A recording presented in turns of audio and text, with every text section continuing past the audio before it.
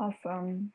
Hey everyone, my name is Sam. My pronouns are they, them, and theirs, and I am the Member Experience Manager at Advent Co-working. I want to thank you for joining us for today's Advent Member Talk.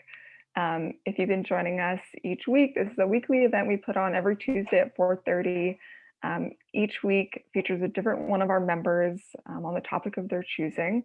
And so this really gives our members an opportunity to share their skills and their knowledge, not only with fellow Advent co-working members, but with the greater Charlotte area.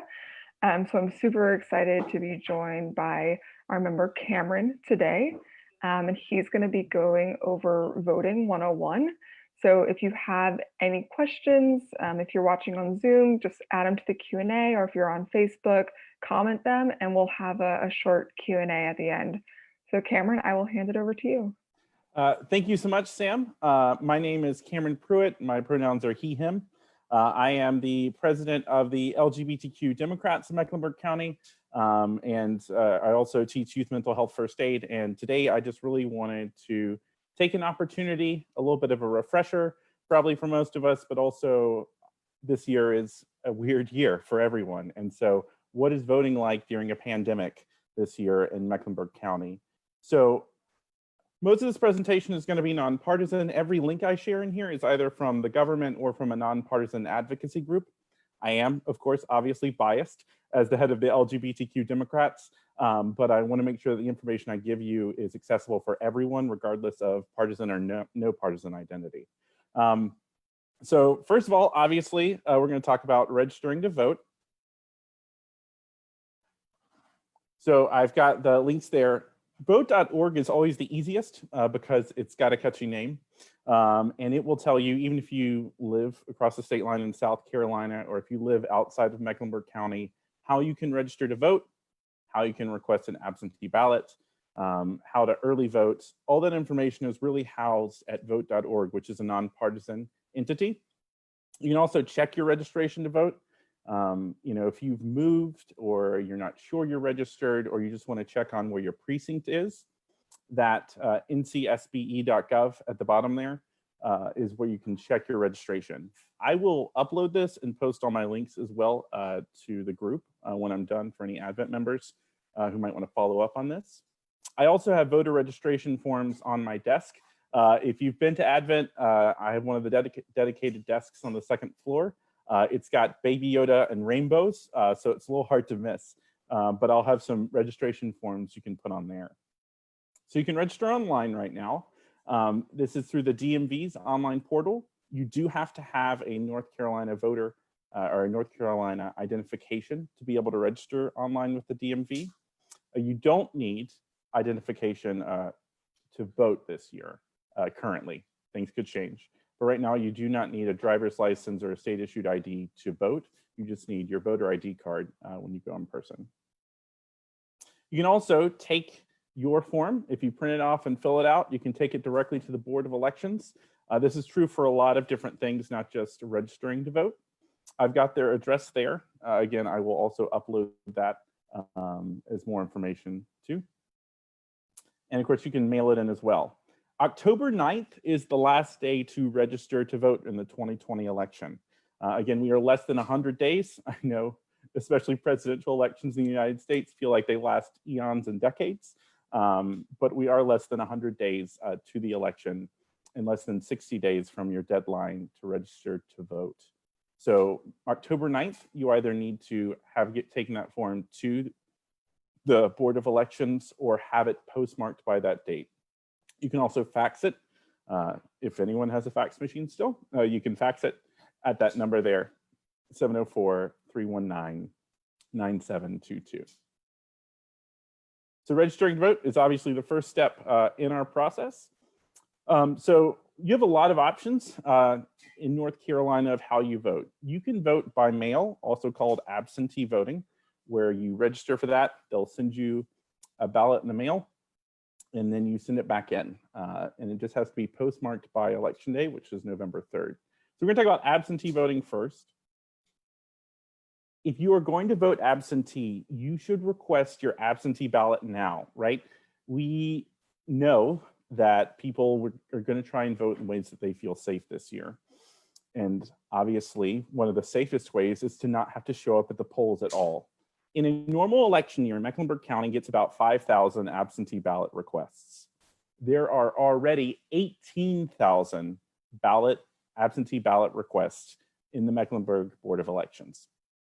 Those will get mailed out early September after the two parties have their nominating conventions. And so they haven't been printed yet, but you want to request it early so that you can get it. If there's a delay in the postal service, if there's something wrong with your address, request it now, and you can do that. So who qualifies for an absentee ballot in North Carolina? Everyone. If you are registered to vote, you do not need an excuse or a reason, you can request your ballot. As a matter of fact, if you request your ballot absentee and you decide you don't want to vote by mail and you go vote in person, you can do that. So just because you request an absentee ballot doesn't mean you have to vote that way. You just discard that ballot, don't mail it back, don't fill it in, and you're fine, right? So as long as, again, you're not trying to vote twice by voting by mail and in person, then your votes will be discarded. But if you decide that you no longer want to vote by mail and you want to go show up at an early voting spot or on election day, you can still do that. So I have forms available on my desk, like I said, but you can also go to the Mecklenburg Board of Elections or vote.org and they will direct you to that form. You can mail it. There's a PO box for the Board of Elections. Or you can drop that off in person. So even if you get your mail-in absentee ballot, you can then take it to the Board of Elections instead of mailing it back in. Again, so you can mail in or drop off. Something new this year that we've added as the government slowly makes its way to 2020 with the rest of us is you'll have a trackable barcode. You will know when your ballot was received and when your ballot was counted. And you'll be able to track that with the barcode that comes with your absentee ballot this year. Just to give you extra peace of mind that it didn't get lost in the mail or anything like that. Also for this year, you do need to have one witness when you fill out your absentee ballot. Now, normally you have to have a notary or two witnesses. So the North Carolina General Assembly made this a little bit easier this year. This witness does not need to see who you voted for, right? They don't need to be hovering over your shoulder and saying, all right, did you vote for the right person? But they do need to be able to say that they saw you fill out your ballot yourself. And you can mail it back in. In North Carolina, you have to provide postage for the ballot. So the ballot does not have prepaid postage in North Carolina. So you're gonna make sure that you're thinking ahead for that. Another thing for this year is that Michael Dickerson, who is the executive director of our Board of Elections, has said that if you mail in a ballot and there is time, that they will try and contact you if there's a problem with the way you filled it out or with your signature. So another reason to request your ballot now and send it back in quickly is that if there's an error, you have time to fix it. If you mail in your ballot November 3rd and on November 6th they discover there's an error, they will not be allowed to give you time to fix the error at that point. So voting absentee, anyone can do it.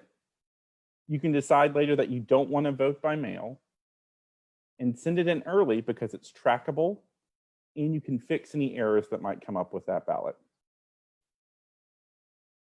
Another thing that was in the news, especially a couple of weeks ago, was early voting. It begins Thursday, October 15th. And so there will be 33 is the goal for the Board of Elections, 33 early voting places in Mecklenburg County. Some of the big ones you probably heard about was the Bojangles Coliseum, the Spectrum Center, and Bank of America Stadium to give better ease of social distancing. When you go to early vote, you can early vote at any spot. So on November 3rd on election day, you have to vote at your precinct that's on your voter registration card. It tells you where to vote. Early voting, you can vote for whatever spot is most convenient for you. Now the schedule and all the details of the sites have not been released yet as they finalize them, but this is a really good way to vote where it's most convenient for you. A lot of those spaces I just listed are very accessible with public transportation. And again, that ease of having a very large space so people can distance out while they wait in line to vote. Lines are also usually pretty short on early voting sites versus election day, and the hours are a little bit different too to give you that flexibility instead of just this 1-day window to vote. Now, October 9th has come and gone, and you have not registered to vote, even though you watched this great webinar.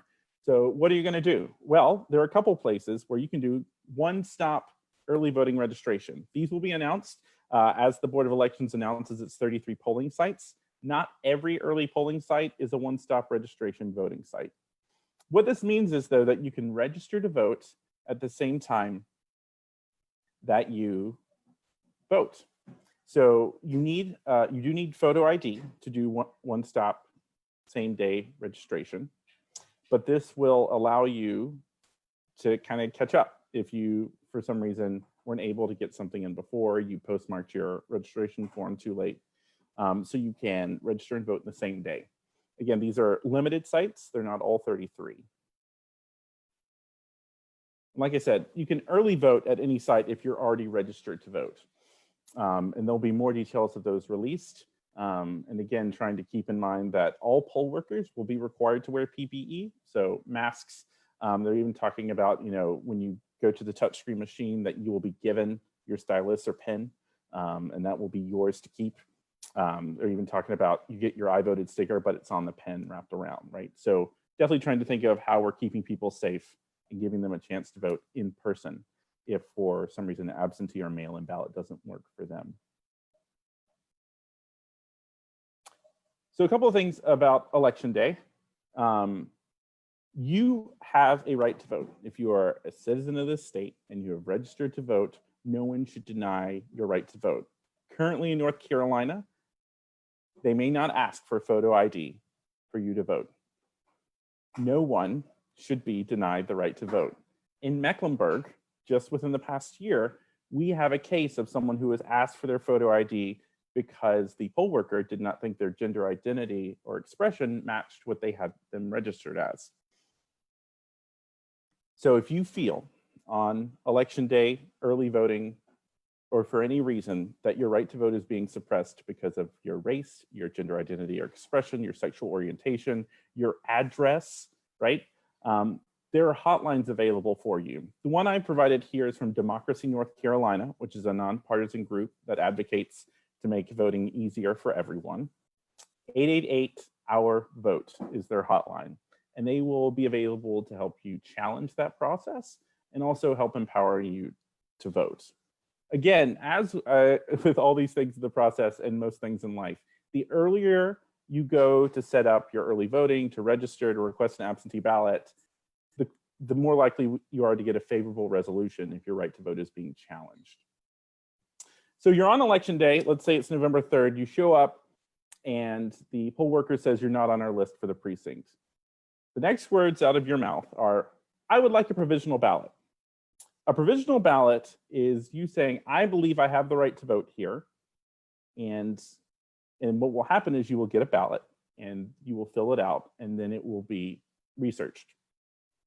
Provisional ballots are so important that one of our own House races in Mecklenburg County was determined only by provisional ballots. The provisional ballots were enough to change the outcome of that race just last election cycle, right? So to be discouraged and leave would have actually changed the outcome of that election. So if your right to vote or you're being told you can't vote there, a provisional ballot is what you should be requesting next. Now, Executive Director Michael Dickerson has said that part of the training for poll workers will be to automatically offer a provisional ballot, but it's good for you to know your rights so that you can ask for it. Be a poll worker, right? 33 election sites, right? We have to staff Bank of America Stadium, the Spectrum Center, Bojangles Coliseum, 30 other places. On November 3rd, it'll be a whole lot more places. Being a poll worker is a paid job. There are room for people to do a variety of activities. There's a technical assistant. There's a judge to rule on if there's a question about a ballot's legitimacy. There are partisan observers. There are lots of roles you can take. The average age of a poll worker is 72 years old. 72. When we're thinking about COVID-19 and our pandemic and the people who are most at risk from this virus, Those are the people we want to protect, right? We want to make sure that we're taking those extra steps for. Being a poll worker is a paid job, right? I've got the application down there. You can also find it on the Board of Elections website and just search for poll worker. You do have to mail in the application, but there are a variety of roles for you to take on. And again, providing that extra protection and relief. So number one, we can have enough polling sites because they do require people to be staffed, but also that we are protecting the most vulnerable among us. So again, if you have time on election day or for early voting, go ahead and sign up to be a poll worker. We're going to need a lot of them. I'm going to take a few minutes and sort of talk about what voting could be like in the United States. Everything before this point I provided is a government website or nonpartisan information that you need for your right to vote. And I want everyone to vote. As I said before, I have a bias, but I want your right to vote to be upheld because it is the cornerstone of our democracy and our system, that everyone who is eligible to vote should be able to vote in this country. So there are a couple of voting reforms that some states have done and some haven't that really make voting a lot easier than all these steps and these dates and these requirements here and that requirements there. One of the easiest things to do is mail every voter a ballot. If you are registered to vote, you get a ballot in the mail. Oregon, Utah, some other states have been doing this for a while. Nevada is just passed a law that they're going to do it this year. And this makes it easy, right? You still open polling sites on election day. In Oregon, especially, they have extra spots where you can drop off that ballot, extra boxes, basically, and mail boxes where you can drop off your ballot all over the state. Giving everyone a ballot makes sense. If you're registered to vote, you should have a ballot. On that, automatic registration. If you are 18 and a citizen of the United States, you should be automatically registered to vote. This extra process of requiring people to register and then putting a deadline so that you missed registering for this election only decreases voter turnout. That is the only thing making people register to vote does. We know whether or not people in this country are citizens. We know their age, right? We have social security number, taxes, employment. We already know the information. So we can go ahead and grant them their right to vote as guaranteed. If we are going to vote in person, voting should be a holiday. Some states have moved forward with this. We've talked about a national holiday. But again, we should be empowering as many people as possible to vote, to have the most participatory democracy that we can. If our democracy's legitimacy is based on the consent of the people, all the people should be given an equal opportunity to vote, not just those that can afford to take the day off. And so voting should be a national holiday. The hours should be extended. We should be making it easier for people to vote in this country, not harder. And lastly, in North Carolina, one of the things that kind of surprised me when I moved here is that as citizens, we are not allowed to petition for something to be on the ballot. In a lot of other states, and should be in ours, I think, we should be able to gather together as people, get verified signatures of people who are citizens of the state, and with enough support, 10,000, 20,000, 100,000 people, that gets on the ballot to vote. There are things that 80% plus of the people in the state agree on, 60% plus of the people of the state agree on, that aren't law here. But if we had citizens referendums and got those issues on the ballot, it wouldn't matter that the legislature didn't pass that, right? If you want to talk about universal background checks, or you want to talk about legalizing or decriminalizing marijuana possession or usage, if you want to talk about expanding Medicaid, right? These are things that when you poll, 60, 70, 80% plus of people in this state support Republicans, independents, Democrats, but the legislature hasn't passed. Citizens referendums really allow us to have more participation in our democracy, more representation in our democracy, and help us have the people's voice heard when sometimes those institutions are log jammed or, in my opinion, beholden to special interests that don't want them to make those changes. And those are just a few things that I think we should be doing a little bit better. and ways that we can move forward. I will say again, thankfully, the General Assembly has tried to make it a little bit easier to vote by mail this year. Could have been better, but there was a compromise bipartisan bill that got that through.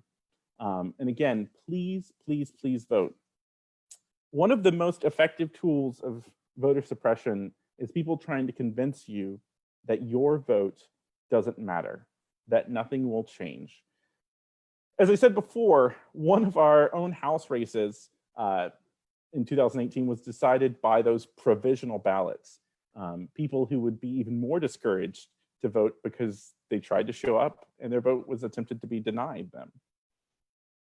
The most effective tool, again, of voter suppression is trying to convince you that your vote doesn't matter. Your vote matters, it has power.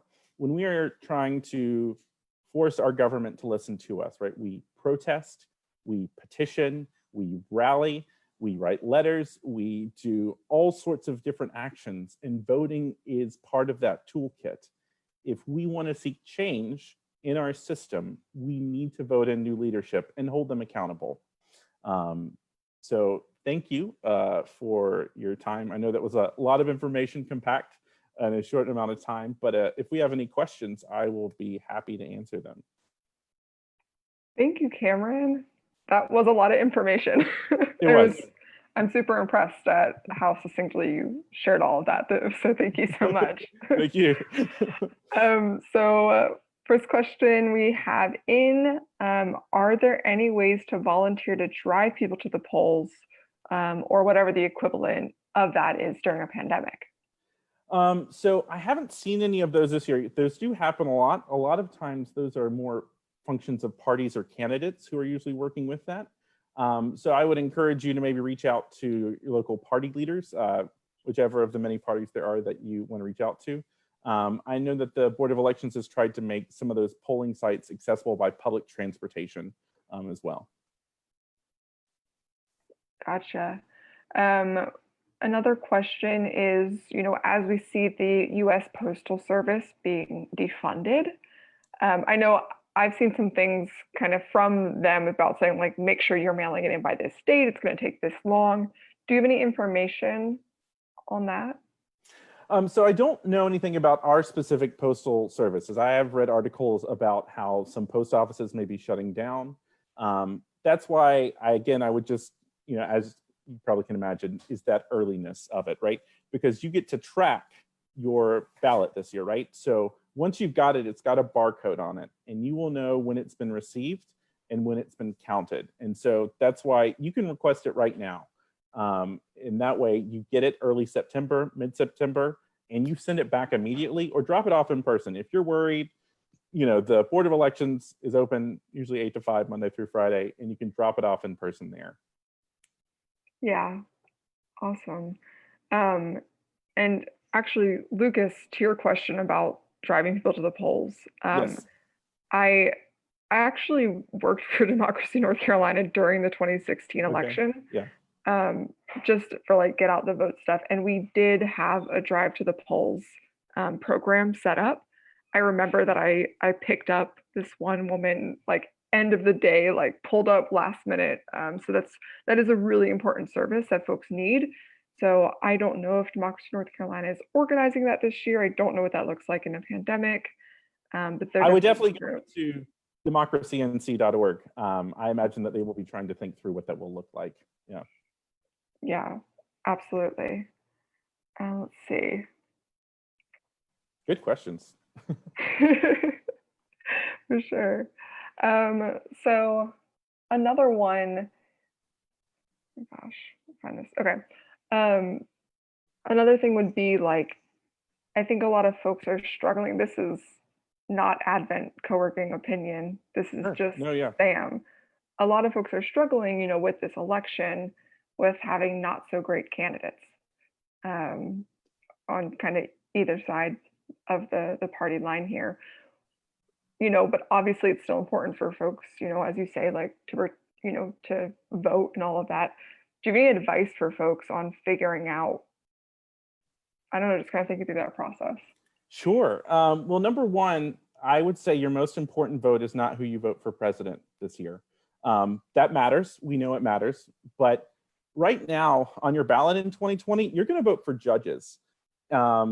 Now, if we want to talk about the kettling incident and then the ACLU lawsuit, then that judge, right? We have not banned tear gas in Charlotte or Mecklenburg County, but a judge stepped in to protect protesters, even for a temporary period of time. You elect your judges.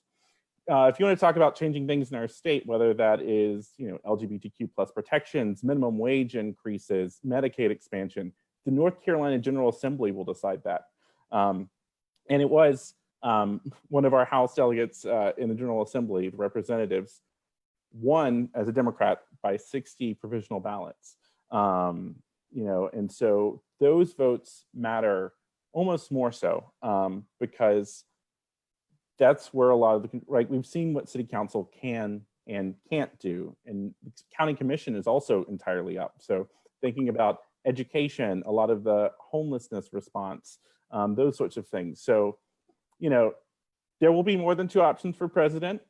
Maybe I shouldn't say that, but there will. And what really matters is that you take the time to look at all the things on your ballot, because each of those elected offices has some structure or impact on your life. Yeah, absolutely. Especially looking at kind of that local level, us like affecting and like using our voice to affect kind of the local politics in our area is, in my opinion, way more impactful than anything else. Yeah. So our member talk actually that we had last week was on what defunding the police would, it's a history of policing and like what defunding the police would actually look like. And one thing that Christy, who actually works for the ACLU in North Carolina. Christy's awesome. Yes, I agree. One thing that she brought up, I believe, was about people who have been convicted of felonies in the past losing their right to vote. But actually, that's kind of can be temporary. So a lot of folks think that they've completely lost their right to vote, but have actually gained it back. Do you have any knowledge on I know that's like a really big question. So, one of the things I'll kind of make 2 points about that. Number one, if you have served your time, you've served your time, you should have your right to vote restored automatically. And there's a very interesting case going on in Florida about this. The people of Florida, talking about citizens' referendums, voted overwhelmingly to restore convicted felons who'd served their time, their voting rights. And then the Republicans in the legislature and the governor said, well, you have to pay these fines first. And the court said that amounts to a poll tax, which is illegal.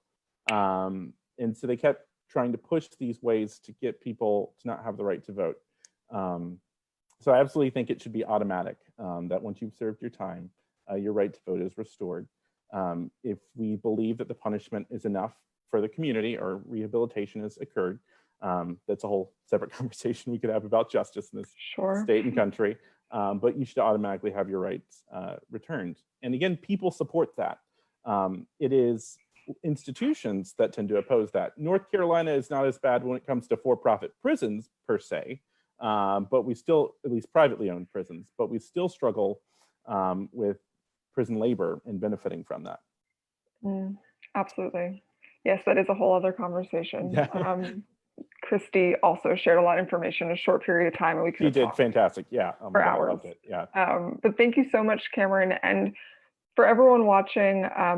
We are going to share this on our YouTube channel, Advent Co-working Videos. So I will collect links that Cameron has shared, and I'll post them there as well.